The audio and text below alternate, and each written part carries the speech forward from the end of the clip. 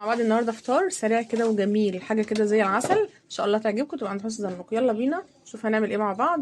طريقه كده سهله وبسيطه وسريعه. يلا بينا. السلام عليكم ورحمه الله وبركاته. يا رب كلكم تكونوا بخير، كل سنه وانتم طيبين. النهارده هنعمل فطار حلو قوي. عامل ايه؟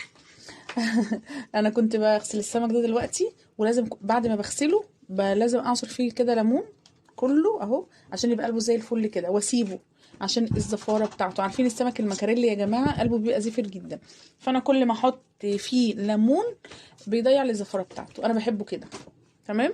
وعندي الجمبري بتاعي برضو انا غسلته وشلت الكيس الرمل بتاعه اهو من قبل بعد الراس بتاعته، بدي الخله كده وبطلعه بسحبه بصوا منه كده. هنا بصوا تمام كده. عنده عينين سودا. اه. بس هبدأ اعمل بقى ايه الطاجن الجمبري بتاعي. عندي الجمبري، عندي ايه طماطمايه وفلفل الوان، شويه فلفل الوان كده حلوين. وعندي واحد رومي، بس واحد حامي. انت لو حابه تحطي حامي حطيه، مش حابه ما تحطهوش. الوان، اي الوان عندك، وواحد حامي. تمام كده. عندي هنا التوم ده كتير، هاخد منه بس قيمه فصين احطهم على الجمبري، والباقي هاخده احطه على المكاريل. تمام. فانا هقطع بس منه يجي فصين كده للجمبري. عندي هنا كركم، كمون، كزبره ناشفه، رشه جنزبيل، بابريكا، ملح. تمام كده. ده بتاع طاجن الجمبري الكلام ده كله ماشي. بس التوم بس الوحيد اللي هاخد منه فصين بس، واسيب الباقي للمكاريل. هنروح بقى على النار. عندي كمان بصلايه كده متقطعه جوليان على البوتاجاز، وفيها معلقتين زيت. يلا بينا. اهي يا بنات بصلايه متقطعه، هي انا مقطعها جوليان كده، وهتبلها بس كام تقليبه. مش هديها لون ولا اسويها ولا اي حاجه، هي تتبيله خفيفه قوي. اهي البصل بتاعي اخد اهي تتبيله خفيفه كده. احط الثوميه بتاعتي عليه اهي كده، اكسرها بس عشان كانت في الفريزر.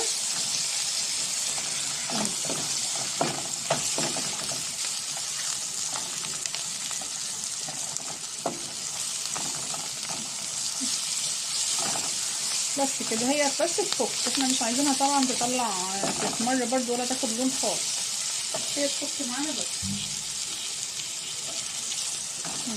فكت معايا هي زي الفل. احط بس الطماطميه بتاعتي اهي، طماطميه معاها، والفلفل الحامي طبعا كان على الطماطم، اضطريت احط يعني، بس لسه الفلفل بتاعي لسه معايا زي ما هو.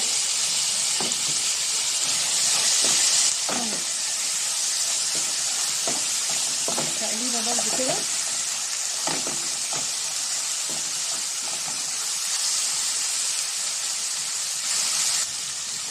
تقلبتين كده اهو الطماطم معاها، بس نص معلقه صلصه بالظبط يا جماعه اهي، نص معلقه صلصه.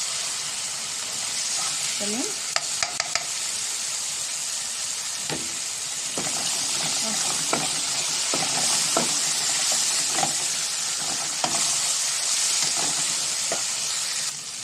قلبت الصلصه بس والطماطم بقى كمان مع بعض. بس الطاجن ده ما بياخدش اي وقت خالص يا جماعه، اوام كده بيبقى زي الفل اهو.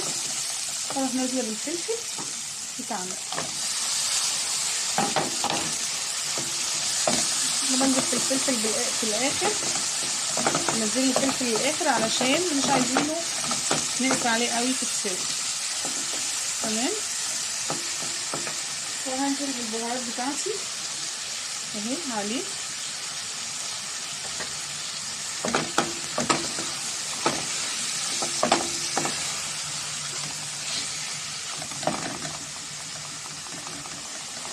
شايفين الخلطه بتاعتنا بقت قد ايه جميله، زي العسل زي العسل اهو. انا قلبت بقى كام تقليبه كده اهو، مش كتير برضو، حوالي دقيقه بالظبط. الكلام ده كله مع بعضه كده. والجمبري بتاعي اروح نازله بيه على الخلطه بتاعتنا دي اهي، بعد ما تصفيه من الميه طبعا.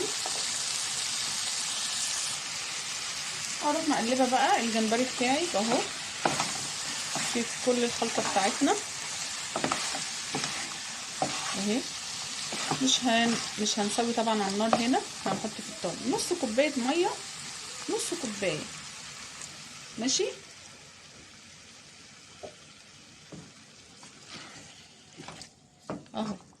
بس كده. واكون مجهزه الطاجن بتاعي وانا بقلب ده تقلبتين كده، يكون الطاجن بتاعي جنبي اهو. طلعي كل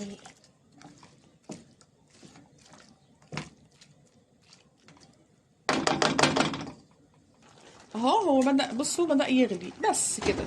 عندي بقى الطاجن اهو بتاعي، اروح مفضيه فيه وعلى الفرن على طول. احطه في الطاجن واكون مسخنه الفرن. تمام كده.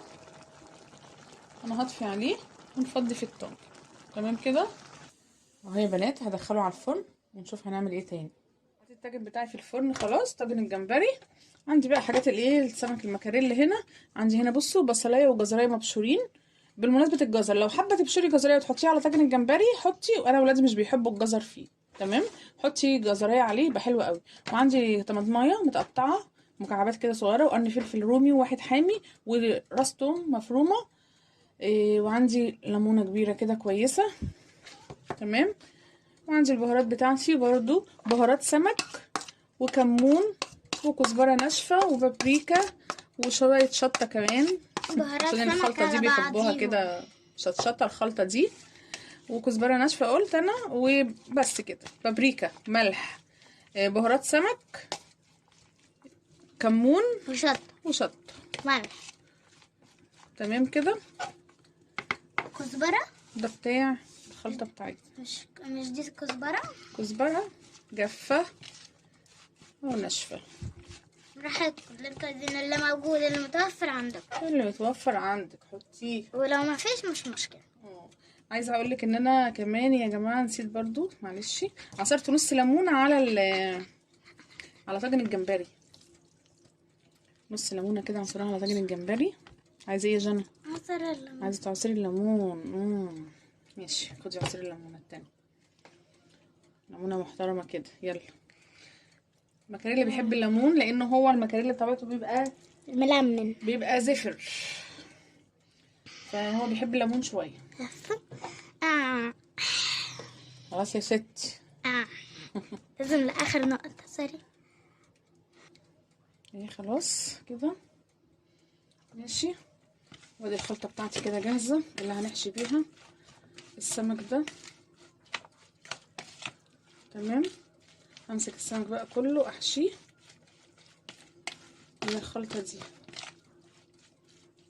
تمام كده. امسك السمكه افتحها واخد من الخلطه كده واحط فيها. تمام كده. السمك بتاعي اهو احط كده في قلبها، امليها كده حلو كده اهو.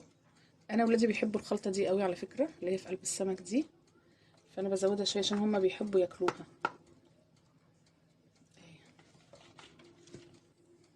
كده.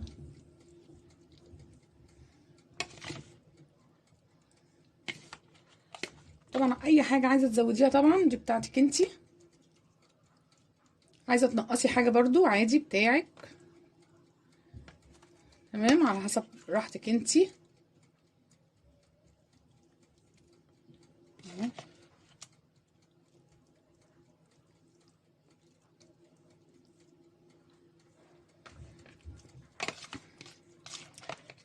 الخلطه بتاعتنا بالظبط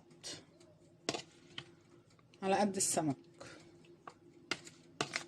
اهي.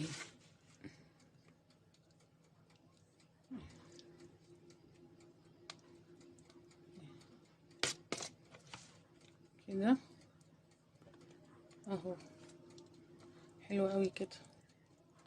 تمام. الكاميرا فصلت صراحه كده وانا بكمل بقيه وانا يعني ما عملتش حاجه، انا بس ايه حطيت السمك ده في الرده بس. انا بدرته وسخنت بقى الصاجه بتاعتي كده قوي وحطيته كده زي ما انتم شايفين. تمام كده. وببدا اقلبه، مش بقلبه خالص غير لما بصوا بياخد لون معايا كده عشان ما يتقطعش معايا اهو. شايفين السمك بتاعي جميل ازاي وبيطلع سالك معايا ولا بيتقطع ولا اي حاجه اهو. بالراحه كده اهو اهو ولا اي حاجه اهو. تمام اهو. شايفين النار بتاعي متوسطه مش عاليه قوي. تمام. انا سخنت الصاجه قوي وبعدين حطيته ورحت مخليه النار متوسطه علشان يستوي معايا من قلبه وايه ويبقى حلو، علشان هو بصراحه يعني تخين شويه. ماشي. عندي بقى الرز بتاعي اهو برضو فصل برضو وانا بعمله. انا ما عملتش حاجه، انا حمرت بصلايه بس غمقتها قوي اديت لها لون غامق شويه، وبعد ما غمقت معايا رحت حاطه طماطميه متقطعه مكعبات صغيره قوي عليها، واديت لها تقليبه كده في تشويحه بشويه كمون وشويه فلفل اسود وشويه بابريكا وشويه الملح وبس كده، وحطيت الميه عليهم غليوا وغسلت الرز بتاعه ونزلت بيه بس، ما عملتش اكتر من كده.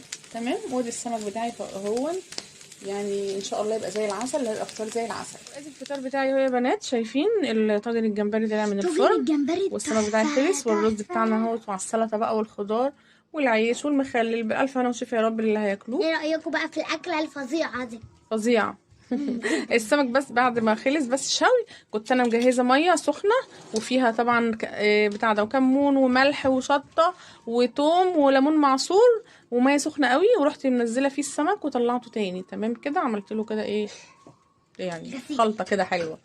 الف هنا وشفا يا رب. يا رب يكون الفيديو بتاعي عجبكم النهارده ويكون عند حسن ظنكم دايما. ما تنسوش ان شاء الله اللايك فيديو والشير جديد. وسبسكرايب وفعلوا زر الجرس لو أول مرة تشوفوا قناة مامي، واللي يخش القناة لازم يعمل لايك لايك لايك، ولو مش عامل لو عاملين شيلوه وحطوا تاني لايك لايك لايك. سامعين؟ يلا زي ما جانا قالت لكم بالظبط.